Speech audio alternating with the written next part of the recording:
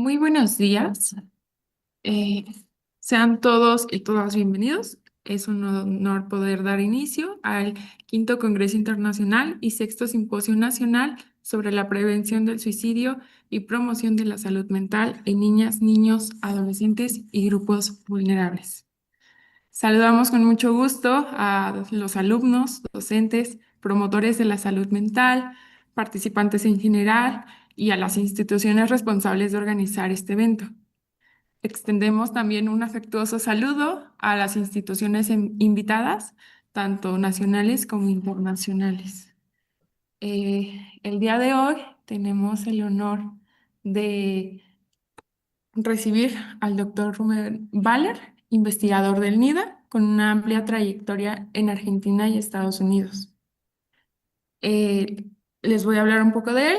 Es investigador principal en el Instituto Nacional de Salud Mental, donde dirigió estudios sobre la base molecular a la expresión genética circadiana. También se unió a la sección Política Científica en la Oficina de Políticas Científicas y Comunicaciones del Instituto Nacional sobre el Abuso de Drogas, NIDA, como científico de la salud. El doctor Valer presenta una perspectiva crítica alimentada con datos de diversas disciplinas científicas, las que combina para empoderar al público no científico a que tomen decisiones basadas en evidencia. Bueno, doctor Valer, muchas gracias por estar aquí y con lo antes ya mencionado, el espacio es suyo. Ok, muy amable. Voy a tratar de compartir mi pantalla, a ver si puedo. ¿Me pueden confirmar que ven lo que tienen que ver? La primera filmina del título. ¿La pueden ver? Perfecto. Ok, muchas gracias por la invitación. Voy a tratar de hablar un poquito más rápido de lo común porque tengo como 98 filminas y me gustaría llegar al final. Si no llego me van a avisar unos minutos antes y cortaré en el lugar apropiado.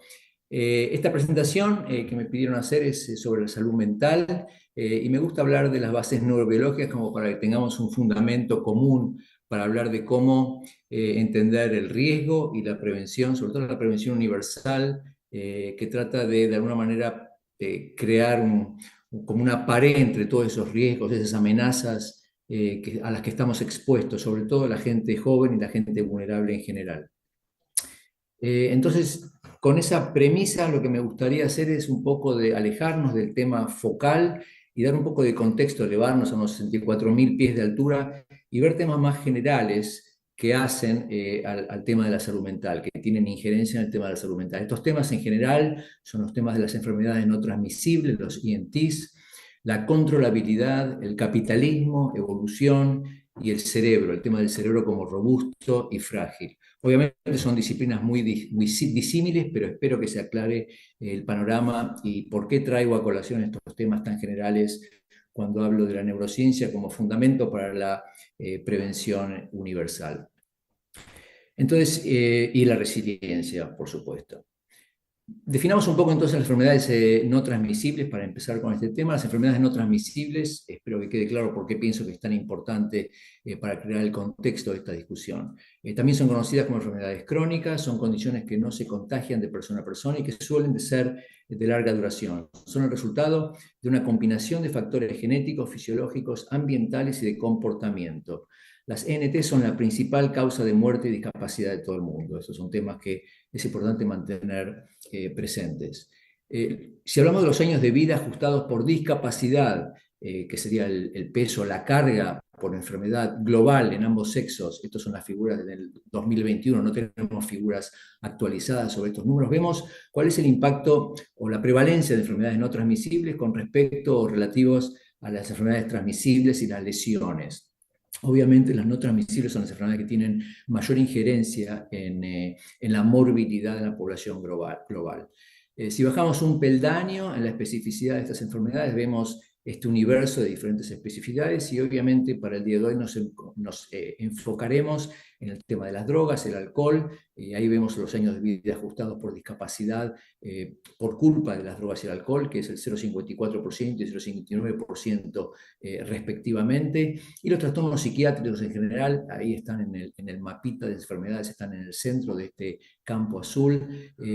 La prevalencia son responsables por aproximadamente el 5,58% de estos años de vida ajustados por discapacidad, que en total son los años de vida ajustados por discapacidad.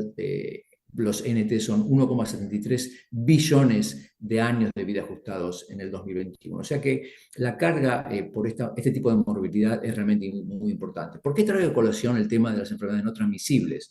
Porque esto nos da un contexto muy importante para tener en mente. Si vemos la prevalencia, cómo ha cambiado la tendencia de las prevalencias de las enfermedades no transmisibles, transmisibles y lesiones a través de los años, desde 1990, vemos una clara tendencia a la suba en las enfermedades no transmisibles con respecto a las transmisibles. Obviamente esto es por dos motivos. Por un lado, las enfermedades transmisibles han bajado de prevalencia y por el otro esto se combina con un aumento constante de las no transmisibles. El motivo de esto es que la vacunación, el saneamiento, los antibióticos y las intervenciones de salud pública, especialmente en los países de ingresos altos y medios, han causado una merma significativa en la prevalencia de enfermedades transmisibles. Por otra parte, vemos que la urbanización, los cambios en la dieta, la vida sedentaria, el envejecimiento de la población y el consumo de tabaco y alcohol, entre otros, han sido algunos de los factores que han empujado a la prevalencia de enfermedades no transmisibles hacia arriba. Si definimos entonces qué es lo que está pasando, vemos que históricamente ha habido un cambio, un movimiento de enfermedades que se veían como inevitables al principio de la década al final de los 90, y ahora tenemos una prevalencia en alza de las enfermedades que son netamente evitables. O sea que los problemas que tenemos han cambiado, de ser problemas de tipo científico, el que se solucionaba con vacunas, con higiene, con intervenciones de salud pública, a enfermedades que son de carácter, que requieren soluciones sociopolíticas. Ya tenemos las soluciones, pero simplemente necesitamos el deseo político, socio y cultural para implementar esas soluciones.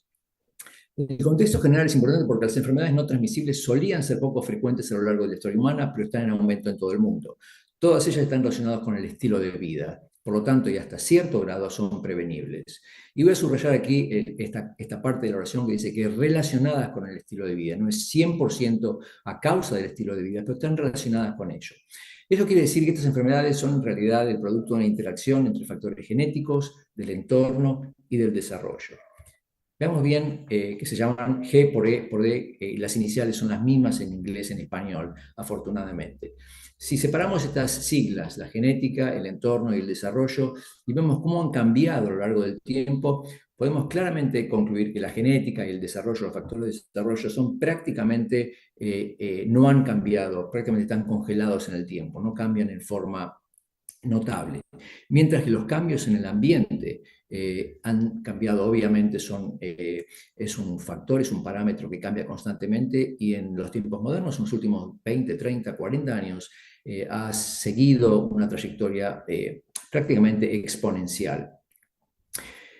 Vamos a simplificar un poco este gráfico, vamos a mezclar los factores de desarrollo y genética, lo vamos a llamar factores biológicos. Y lo que podemos concluir de estas dos tendencias, de estas dos trayectorias, es que la aceleración cero, prácticamente cero de la biología, y la aceleración prácticamente acercándose al infinito, si miramos esa pendiente en los factores del entorno, cómo cambian, producen dos consecuencias muy importantes que tenemos que tener en cuenta. Primero, esta diferencia en las aceleraciones de los cambios erosiona nuestra capacidad de adaptarnos al cambio. Y esto tiene obviamente una consecuencia muy importante para la salud mental. Esto también crea enormes oportunidades financieras para extraer ganancias a expensas de la salud. Y por eso es que mucha gente se puede sentir como en una olla de presión, y eso obviamente tiene consecuencias directas, impactantes en la salud mental. Entonces tenemos que tener en cuenta, para pensar en la salud mental en la época de hoy, en estas flechas que se van agigantando a medida que pasa el tiempo, que son las que definen de alguna manera las determinantes económicas de la salud, que son en gran medida las que están empujando la prevalencia de las enfermedades no transmisibles hacia arriba. La adicción es un ejemplo clásico de interacción entre enfermedades no transmisibles y los determinantes económicos de la salud. La adicción se puede tratar de explicar por diferentes aspectos, de diferentes ángulos o aspectos. El psicológico, y ese sería estudiar el aprendizaje y habituación, la conducta orientada a un objetivo, cómo cambia. Los aspectos neurobiológicos, cómo se predice la recompensa, la relevancia de los incentivos. Los aspectos genéticos, cuáles son las rutas moleculares, cómo van cambiando los rasgos conductuales. Todo esto hacia el cómo es que la adicción se puede instalar en una trayectoria de enfermedad mental. A mí lo que más me interesa es entender el porqué. Y el porqué apunta de alguna manera a los aspectos, a los mecanismos más evolutivos. Y el porqué preguntaría, ¿por qué nuestra historia evolutiva ha dado lugar a genes, cerebros, psicologías propensos a trastornos mentales? Esa es la pregunta que más me interesa. Las sustancias y los comportamientos específicos que provocan conductas adictivas son en general fenómenos muy recientes. Desde esta mirada entonces evolutiva se puede hipotetizar que el desajuste se produce por el secuestro de sistemas previamente adaptativos, que están esquematizados, ilustrados de una forma muy simplificada en esta filmina. El hecho es que la función evolucionada de los sistemas emocionales es dirigir a los organismos hacia conductas que mejoren su aptitud física fomentando determinadas actividades. Estos mecanismos comienzan con influencias genéticas y ambientales mostrados en esta filmina en la parte izquierda. Esta interacción entre los factores genéticos ambientales con los estímulos que ocurren en el medio ambiente están mediados, o el mecanismo que los regula evolutivamente son estos sistemas motivacionales evolutivos que nos hacen tender a repetir todas las actividades que tienen alguna propiedad positiva para nuestra sobrevivencia.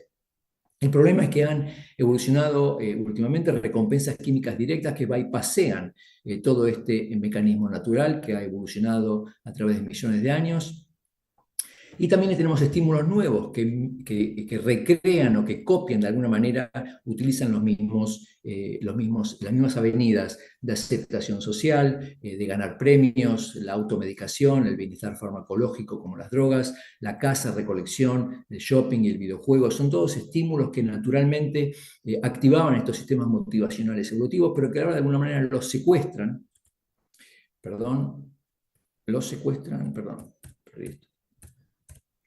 Los secuestran y hacen que estos sistemas motivacionales se sientan de alguna manera expuestos a estímulos para los que no estaban diseñados. El caso práctico de cómo se manifiesta este tipo de secuestro de este mecanismo evolutivo es la adicción. Ahora, ¿qué es la adicción? Históricamente, tradicionalmente se ha definido de varias formas, como una falla moral, como un déficit de voluntad, como una enfermedad de la voluntad propia, como una enfermedad crónica y como un trastorno del cerebro. Todas estas definiciones tienen ventajas y desventajas, a algunas personas les puede gustar una más que otra. La definición que yo utilizo, que a mí me parece mucho más útil, es pensar que la adicción es la falla de un producto. Es mucho más neutral, no es estigmatizante y me resulta útil como para explicar cuáles son los mecanismos fundamentales que devienen en un fenómeno como el que llamamos adicción. ¿Por qué digo que la adicción es la falla de un producto? Porque el cerebro es un producto que está diseñado por la evolución para básicamente conseguir tres cosas: el mantenimiento funcional, que es lo que llamamos metabolismo, el procesamiento de datos, que es lo que llamamos cognición, y las interacciones con el mundo, que es lo que llamamos conducta. Estos tres módulos que la evolución ha diseñado y ha utilizado para guiar el desarrollo y la evolución del cerebro, básicamente están diseñados para una cosa y una cosa solamente, que es la supervivencia y la reproducción. Este es el cerebro como un producto y esto es lo que está diseñado para ser en forma exquisitamente coreografiada por la evolución. Ahora, como todos los productos que conocemos de la vida cotidiana, el cerebro también puede fallar. Y hay básicamente tres formas en las cuales los productos, como el cerebro, pueden fallar: por errores de diseño, por errores de manufacturación o por la exposición a condiciones extremas. Para los propósitos de esta charla, cambiaré un poco estos nombres de los errores y los llamaré discordancia evolutiva, los errores de diseño, errores de desarrollo, errores durante la manufacturación y eventos abrumadores. Y el resto de la charla será simplemente exponer un poquito más, ir un poquito más a fondo para explicar a qué me refiero cuando hablo de estos tres tipos distintos de errores que pueden llevar a la falla del producto que llamamos cerebro. Discordancia evolutiva. El cerebro es un producto de la evolución, como les acabo de decir, y por ende la evolución se trata de adaptaciones. Por eso que la adaptación, como la adaptación se trata de compromisos, estos compromisos siempre invitan a la falla. Uno de los ejemplos más clásicos de esta discordancia evolutiva y cómo pueden llevar a la falla es el hecho de que la evolución nos hace buscar las carnes más grasosas, los frutos más dulces y los alimentos con mayor contenido energético para almacenar energía en tejido graso. ¿Por qué? Porque en la época de nuestros antecesores era muy común pasar por periodos de hambrunas a veces muy graves, y teníamos estos mecanismos construidos en nuestro organismo para poder almacenar energía de alto contenido energético calórico por un periodo indeterminado de tiempo. Estos mecanismos todavía existen hoy, y cuando están enfrentados a estos estímulos, a esta plétora de comidas chatarra, que tienen alto contenido calórico, alto contenido de grasas y de energía constantemente y en todos lados, esto produce de vuelta, es un ejemplo clásico de la tensión entre una biología que no ha cambiado y un entorno que está cambiando exponencialmente. Esta tensión es la que causa la epidemia de obesidad. De hecho, la mitad de la población norteamericana será obesa, de acuerdo a las proyecciones, en el 2030. Otros ejemplos que les puedo dar: hemos obviamente evolucionado para estar expuestos a cierta cantidad de alcohol en la dieta por la fermentación natural de diferentes frutas, y esto permite, estos mecanismos de poder exponerse a cierto nivel de bajos de alcohol, nos permite tomar alcohol en la mayoría de la población socialmente, por ejemplo, de vez en cuando, pero no nos ha producido mecanismos para poder soportar la ingesta de alcohol en cantidades gigantes o así, realmente significativas, como lo que se llama la ingesta de alcohol por atraco, por ejemplo. Otro ejemplo clásico y que está en boga y emergente es el hecho de que los chicos han obviamente evolucionado para desarrollar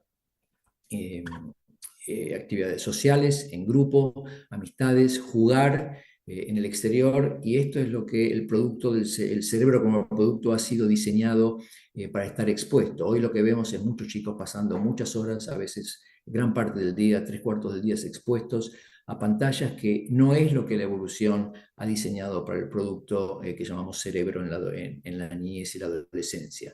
Y esto es posiblemente lo que haya causado que un porcentaje que aumenta, un porcentaje creciente de los estudiantes del octavo, décimo y duodécimo grado reportan sentirse excluidos o aislados.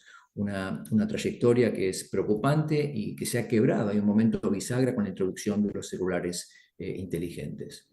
Hoy tenemos más datos que provienen de un estudio épico de nuestro instituto y otros institutos más del Instituto Nacional de la Salud, que muestran bastante convincentemente que puede haber un efecto de causa, una relación de causa-efecto entre la introducción de este tipo de pantallas, de este tipo de artefactos, estos celulares, y el resultado de sentirse excluido, solo o depresión en la niñez y la adolescencia.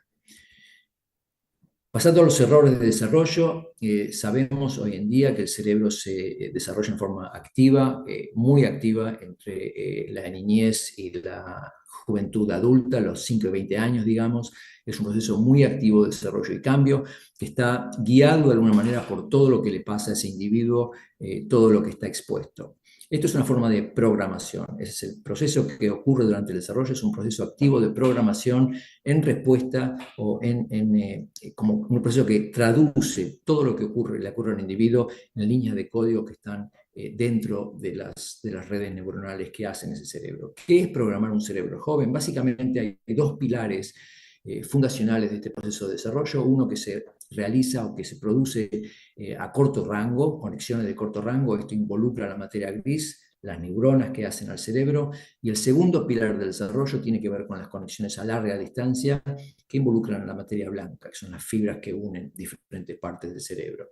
El proceso a corto plazo entre los que involucran la materia gris se parece mucho a la poda, a una poda vegetal. Cuando un chico nace, acá tenemos un ejemplo de un bebé de, digamos, 2 años. Si miramos el cerebro, va a estar lleno de mucha materia. Esa materia representa muchas células y muchas conexiones, muchas más de las que hacen falta para contener información útil. Y así se ve el cerebro antes de la poda, con mucha materia. Lo que hace la experiencia de vida es recortar un poco el número de células y el número de conexiones para reducir la materia en el cerebro, y del cual emerge más capacidad de información, de procesamiento de información. De alguna manera, una metáfora que me gusta utilizar es que el cerebro de un chico muy joven, como este de 2 años, se ve como un bloque de mármol que tiene mucho material, mucho mármol, pero poco contenido informático. Y lo que hace la vida es de alguna manera esculpir ese bloque de mármol para darle forma y rescatar algún tipo de información de dentro de ese bloque de mármol. El proceso es neutro, no le importa realmente cuál es el estilo de vida, será utilizado de cualquier manera. Un buen estilo de vida, un estilo de vida saludable puede llevar a una escultura bonita o placentera, mientras que otros estilos de vida pueden llevar también esculturas, porque el proceso de esculpir es el mismo, pero la escultura que resulte de ese proceso, dependiendo del estilo de vida, puede ser bastante horrífica o terrible. Pasando rápido a las carreteras de información, que es el segundo pilar de desarrollo. Esto tiene que ver con esas fibras de conexión entre diferentes regiones del cerebro, la materia blanca, que conectan diferentes partes del cerebro y permiten que la información pase rauda de un punto al otro del cerebro. Si nos acercamos, hacemos un zooming en estas fibras, veremos, si cortamos una de ellas en forma transversal, esto es lo que veremos. Este es uno de los cables que unen partes de diferentes cerebros. La parte roja en el centro es un vaso sanguíneo que alimenta todas esas fibras, que si nos acercamos un poco más veremos los axones en azul, que son los que llevan la corriente electroquímica, y toda esa materia cremosa que lo circunvala, que está todo alrededor, es de alguna manera el material insulador, como la goma de los cables de cobre que conocemos de la vida cotidiana. Estas fibras vienen de diferente tipo, hay de diferentes velocidades, depende de la función. Hay velocidades de entre 3 kilómetros por hora, son fibras que procesan dolor, y mucho más rápidas, las de 300 kilómetros por hora, que son las que procesan el movimiento, dependiendo del tipo de fibra nerviosa. ¿Por qué es importante traer este proceso a colación? Porque durante la adolescencia el ancho de banda en el cerebro se multiplica por un factor de 3000 veces, justamente por la maduración, por los cambios que ocurren a este nivel a larga distancia dentro del cerebro en la materia blanca. Ahora, el impacto de estos procesos de desarrollo en la maduración, en la función ejecutiva, o sea, la toma de decisiones, tiene que ver, estos dos procesos tienen que ver con cómo la forma en que se comunican los dos cerebros que conocemos que tenemos en el cerebro. El cerebro impulsivo o sistema 1, que es el que funciona automáticamente, es un sistema rápido y que funciona a corto plazo, y el sistema 2, que es un sistema mucho más lento, es cognitivo, es el que hace la estrategia, el que de alguna manera valora y evalúa las consecuencias de nuestras acciones y funciona a más largo plazo. El impacto del proceso de maduración, de los procesos que acabo de describir, es realmente producir un sistema 1 y un sistema 2 que están como balanceados y que se comunican de forma bastante activa y dinámica dependiendo de lo que está pasando en el ambiente. Las influencias tóxicas del medio ambiente, los descalabros que pueden causar estas influencias tóxicas, como las drogas, por ejemplo, lo que hacen es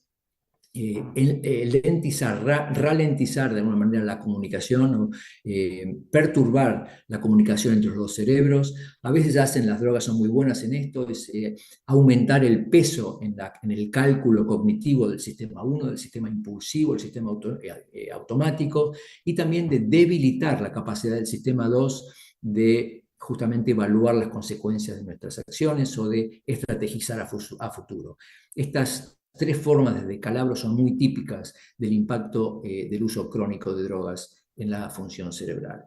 El desarrollo cerebral entonces es en gran medida un proceso de maduración guiado por la experiencia, y uno de los objetivos más importantes de este proceso es optimizar el balance entre los dos sistemas, ergo la calidad de la respuesta conductual.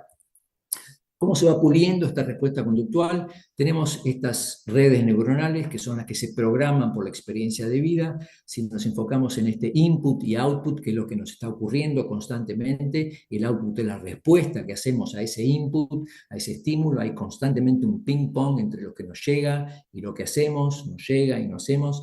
Y la función de este mecanismo de ping-pong, que está constantemente rediseñando y recalibrando estas redes neuronales, es básicamente, tiene 2 metas. Una es la conectividad, optimizar la conectividad a nivel de la materia gris, y la otra es incrementar constantemente el ancho de banda, que es la capacidad de procesar información por unidad de tiempo, y esto involucra la materia blanca. Si me permiten empujar un poco más esta metáfora del desarrollo cerebral como la programación cerebral, diría, para resumir, que un adolescente está sentado frente a este teclado, constantemente programando su cerebro en base a lo que le pasa en la vida. Todo lo que le pasa, todos los estímulos, todo lo que decide hacer o no hacer, termina siendo traducido en líneas de código. Entonces podemos decir que todas las influencias tóxicas en el medio ambiente, como la malnutrición, el bullying, el déficit de sueño, el uso de drogas, el abuso físico, el abandono familiar, el FOMO o el estrés crónico y cientos de influencias tóxicas más que ustedes pueden pensar, el impacto, digo, de estos efectos tóxicos sería como revolver las letras del teclado que una persona joven está usando para programar su cerebro. ¿Qué pasa cuando se revuelve el teclado? Bueno, depende. Si uno revuelve el teclado cuando el programa ya está terminado, digamos cuando uno tiene 20, 22, 25 años de edad, el resultado es el error que se recibe es de este tipo. Ha ocurrido un error, inténtelo más tarde. Pero si el teclado se revuelve antes que el programa esté terminado, durante la programación, el tipo de error es fundamentalmente distinto. El tipo de error sería, ha ocurrido un error, intente reinstalar el programa. Y es por esto que la adolescencia es el momento pico para la aparición clínica de la mayoría de las enfermedades mentales, incluido el trastorno por uso de drogas. Y me imagino que conocen esta imagen, este esquema que muestra el riesgo exponencialmente más alto al trastorno por uso de alcohol o marihuana cuando ese uso se da en edades tempranas, en esta ventana de vulnerabilidad entre los 12 y 18 años. ¿Cómo se explica este pico exponencial de riesgo cuando el inicio del uso es en edades jóvenes? Bueno, hay dos motivos. Uno es lo que acabamos de ver, es que la programación activa es mucho más vulnerable al efecto de influencias tóxicas, porque se está justamente programando ese cerebro. El segundo factor es la multiplicidad de oportunidades. Cuando somos jóvenes, hay muchas oportunidades para vulnerabilizar más todavía el cerebro, y esto viene en la forma de un marketing intenso. Los adolescentes son diana de un marketing intenso que es bastante tóxico. La presión de pares, la búsqueda de la novedad, la impulsividad, toma de riesgos, son todos factores que incrementan el riesgo de producir perturbaciones en el proceso de desarrollo. Por último, eventos abrumadores. Si acá quiero utilizar la metáfora, quiero recordar que estamos hablando de la tercera forma de causar errores en el producto que llamamos cerebro.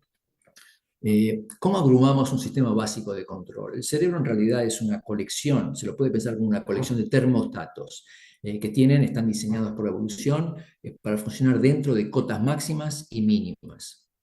Estos son los compromisos que mencionaba al principio. Hay muchos termostatos. El que me interesa en este contexto es el termostato que regula la conducta dirigida a un objetivo, que está modulada de alguna manera por tres factores importantes. Uno es el valor de la recompensa que estamos tratando de obtener, la motivación a conseguir o no esa recompensa y el cálculo de costo-beneficio. Estos son tres parámetros que van a incorporarse en el cálculo de si sí o si no me quiero involucrar en esta conducta dirigida a un objetivo. Ahora, si el proceso de aprendizaje transcurre dentro de la zona de control robusto, que es la zona que el termostato ha sido evolucionado para funcionar de forma óptima, estamos hablando aquí del termostato de la dopamina, que juega un papel preponderante en la regulación de conductas guiadas a un objetivo. Si el proceso de aprendizaje transcurre dentro de la zona de control robusto, o sea, entre las cotas mínimas y máximas ideadas por la evolución como en la zona óptima de performance, el resultado será un aprendizaje adaptativo asociado con una conducta guiada hacia un objetivo.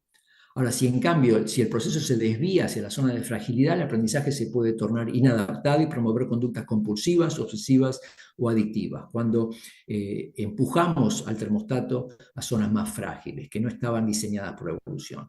La dopamina es el termostato crítico cuando hablamos del sistema básico de control de conductas guiadas a un objetivo, y el rol de la dopamina es guiar de alguna manera el aprendizaje por recompensa. ¿Cómo se abruma el sistema básico de control de la dopamina? Es justamente de esa manera, moviendo al termostato a las zonas frágiles.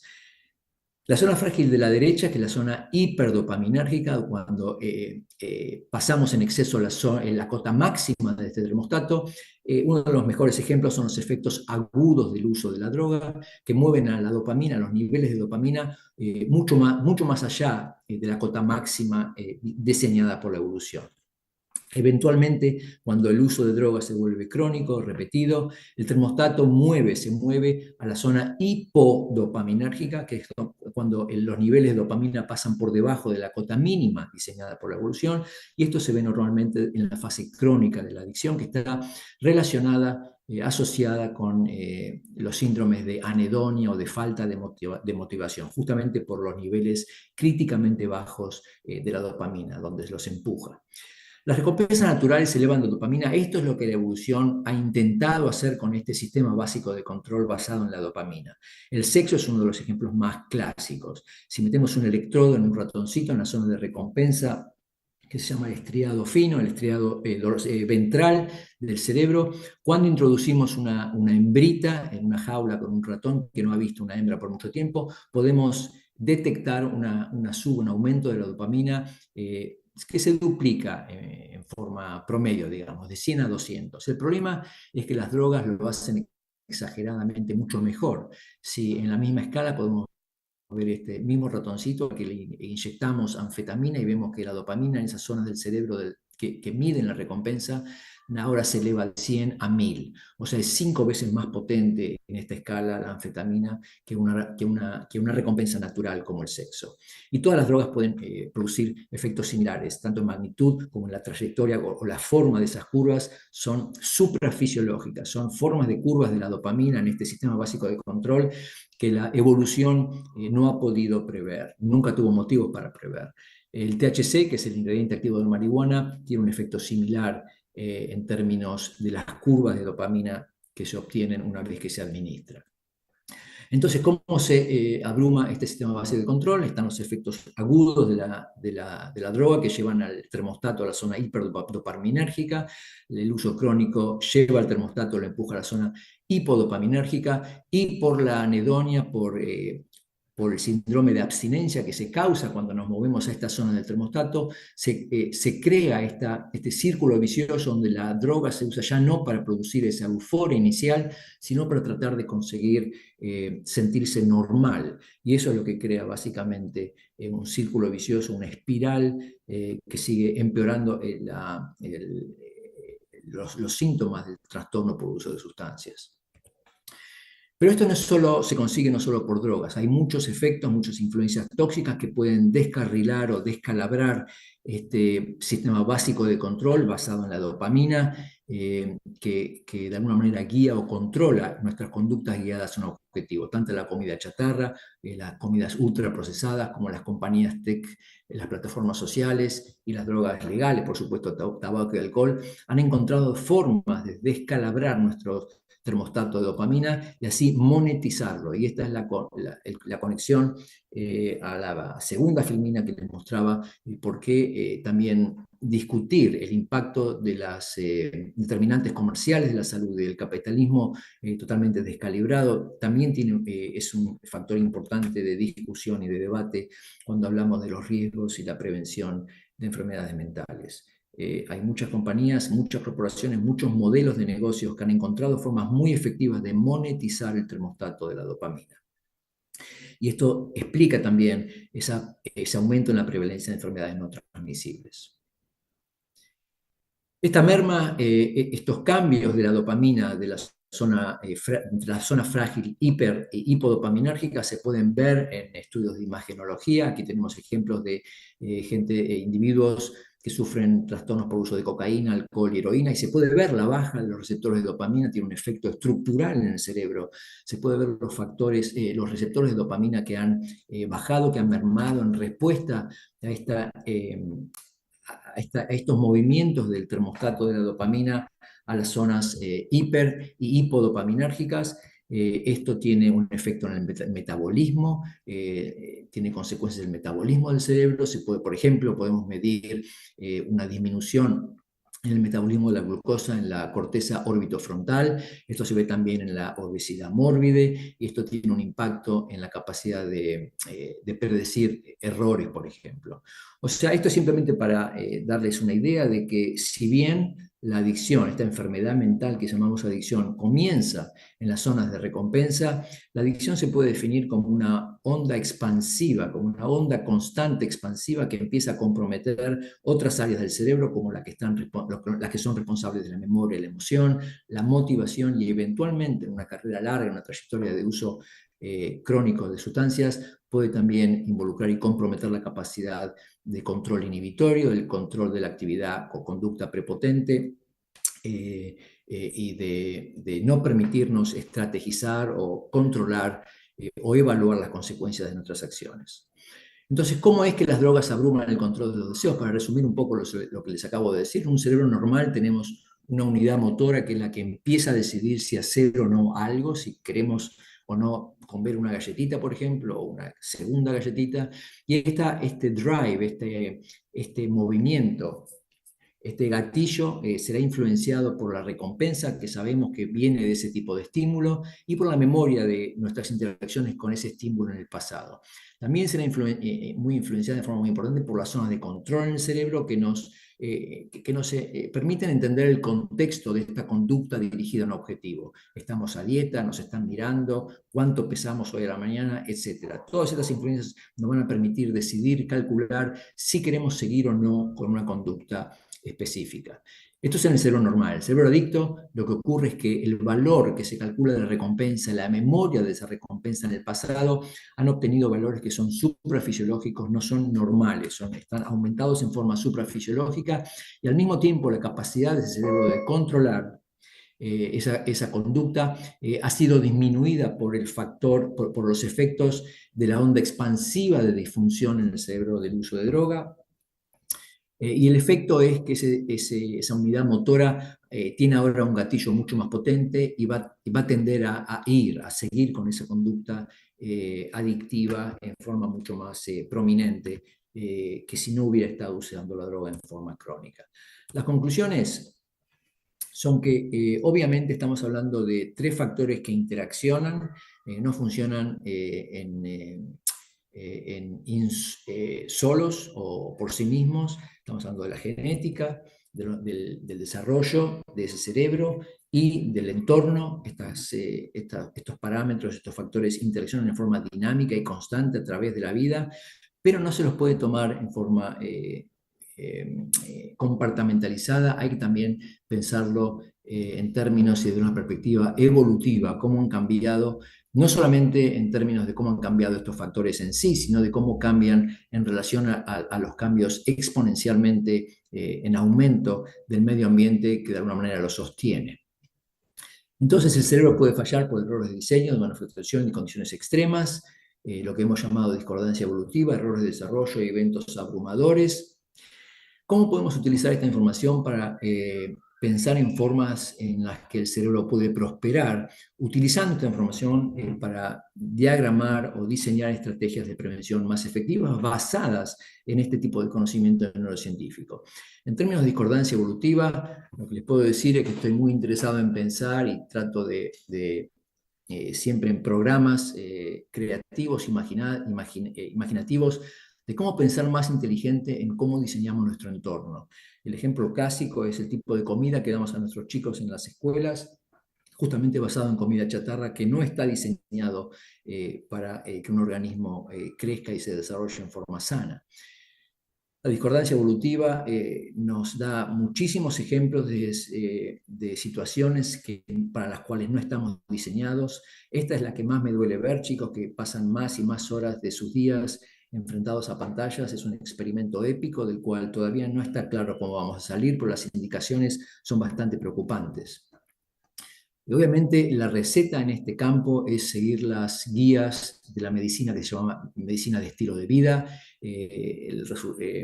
La receta sería comer sano, dormir lo que hay que dormir, hacer ejercicio y tener una vida social sana y densa y activa. Estos son los principios fundamentales de la medicina del estilo de vida y creo que son una receta bastante efectiva para contrarrestar los efectos de la discrepancia evolutiva.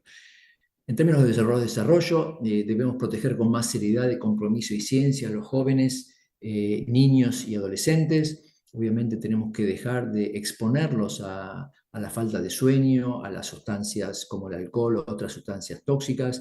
Debemos diseñar una arquitectura mucho más protectiva de factores tóxicos como el bullying, que muchas veces pasan desapercibidos y que no son un tema de discusión tan prominente en las escuelas y lo tendría que ser. En términos de cómo utilizar la neurociencia para diseñar programas de resiliencia, retorno al tema del balance entre el sistema 1 y el sistema 2, el cerebro rápido, el cerebro lento. No es que un cerebro sea mejor que el otro, creo que inyectar resiliencia o crear resiliencia en nuestros chicos es en gran parte tratar de promover un balance equilibrado, lo más equilibrado posible entre estos dos sistemas que tienen mucho que ver con el autocontrol, con el desarrollo del autocontrol y que se puede robustecer en definitiva a través de muchos programas, muchas intervenciones.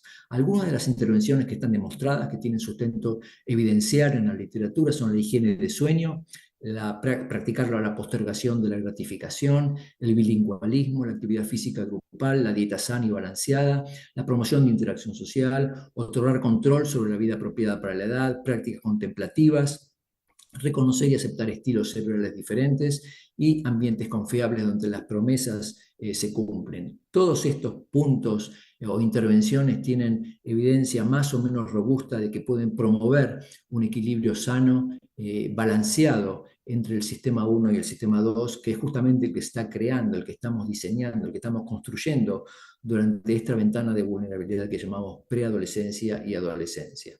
Y por último, los eventos abrumadores. ¿Cómo utilizamos estos conceptos para inyectar un poco de resiliencia en la gente joven?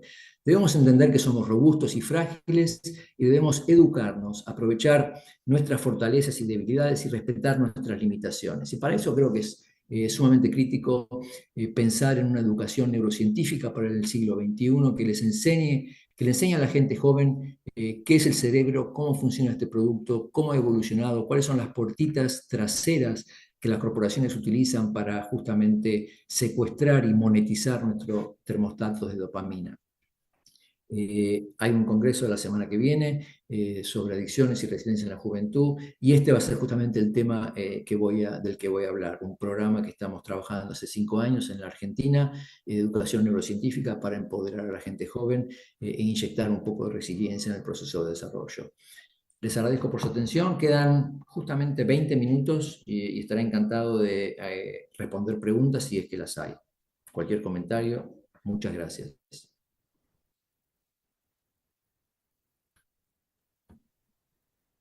Doctor, Aquí estoy. agradecemos su ponencia. A continuación, le leeré una pregunta que está aquí en el chat y menciona: ¿cómo es que podemos llevar a cabo en las escuelas la prevención para las adicciones trabajando desde un nivel primaria? ¿Y cómo podemos tratar este tema con los padres de familia? Hay muchas ventanas, muchas opciones para incorporar o inyectar resiliencia, como lo llamamos. Una es destruir mitos.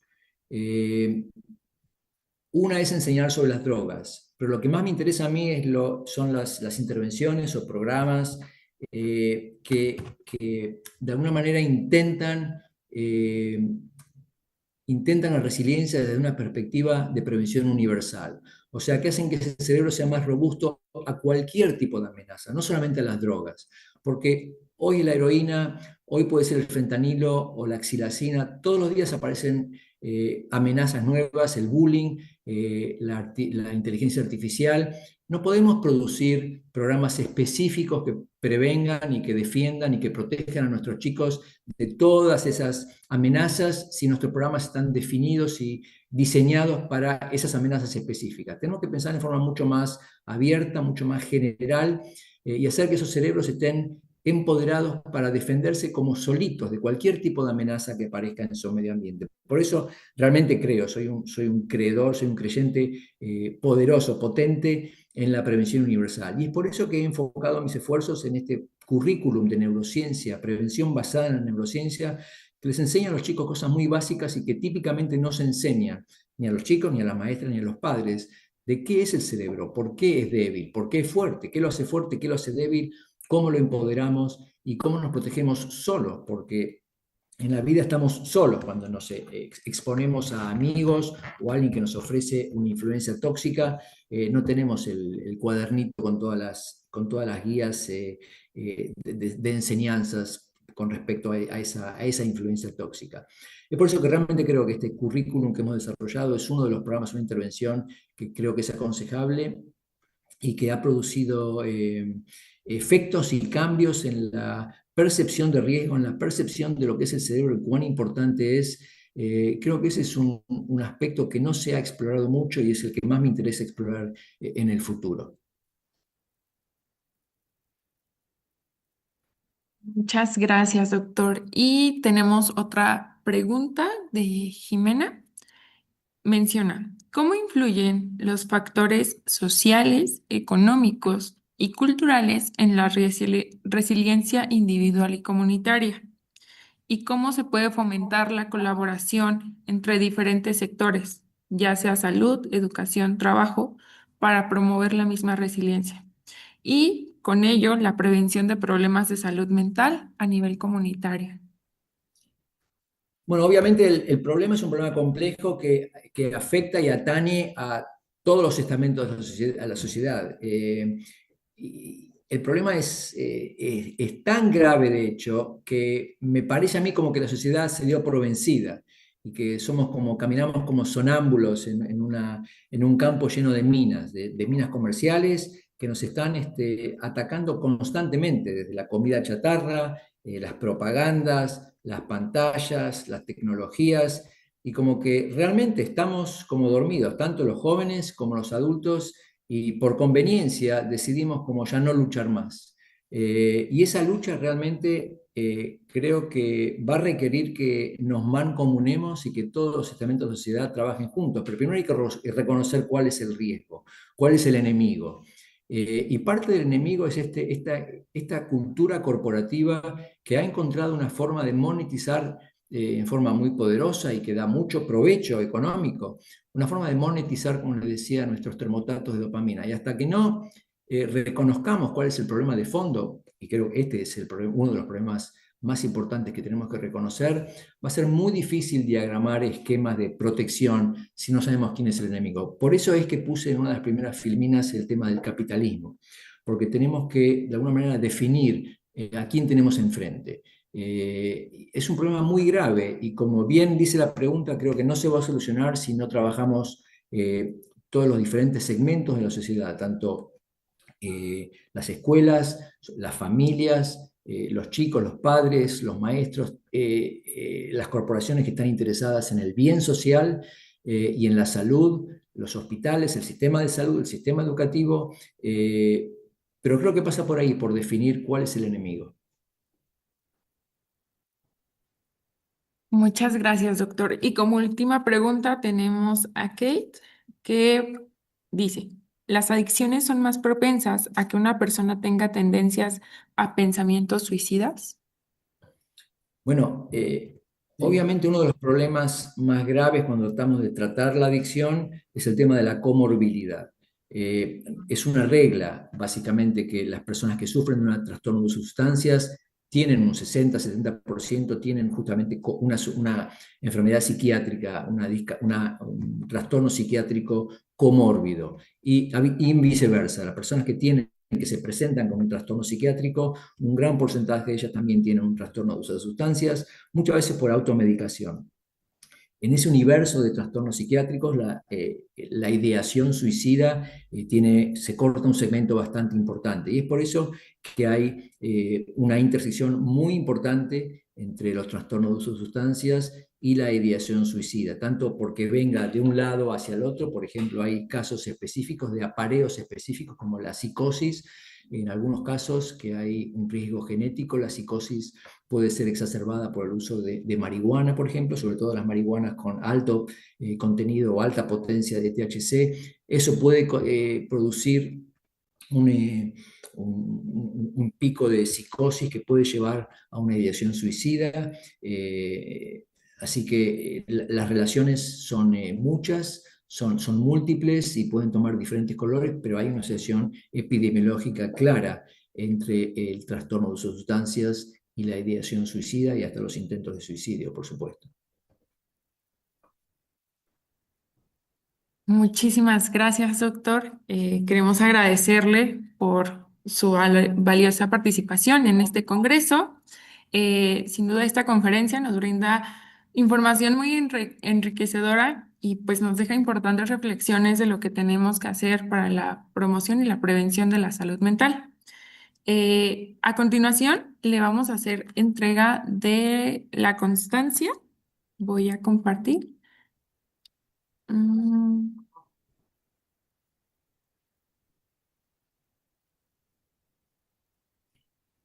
¿Se ve mi pantalla? Sí se ve. Sí. Ok, perfecto. Sí. A nombre dice Fundación Preven AC, cuidando y pensando en tu salud, y la Federación Mexicana de Auditores, Certificadores y Peritos en Salud, a través de la Universidad La Salle en Nezahualcóyotl, otorgan la presente constancia al doctor Rubén Valer por su conferencia magistral, Las bases neurobiológicas de la resiliencia y la prevención, llevada a cabo en el Quinto Congreso Internacional y Sexto Simposio Nacional sobre la prevención del suicidio y promoción de la salud mental en niñas, niños, adolescentes y grupos vulnerables, llevado a cabo los días 27, 28 y 29 de agosto del 2025, con un valor de 1 hora de crédito y 6 puntos curriculares al impartir educación continua. Le agradecemos mucho, doctor, por haber estado aquí, por esta conferencia, y a ustedes los invitamos a continuar con el programa con los links preestablecidos. Muchas gracias, bonito día. Gracias, bonito. Chao, hasta luego, buen día.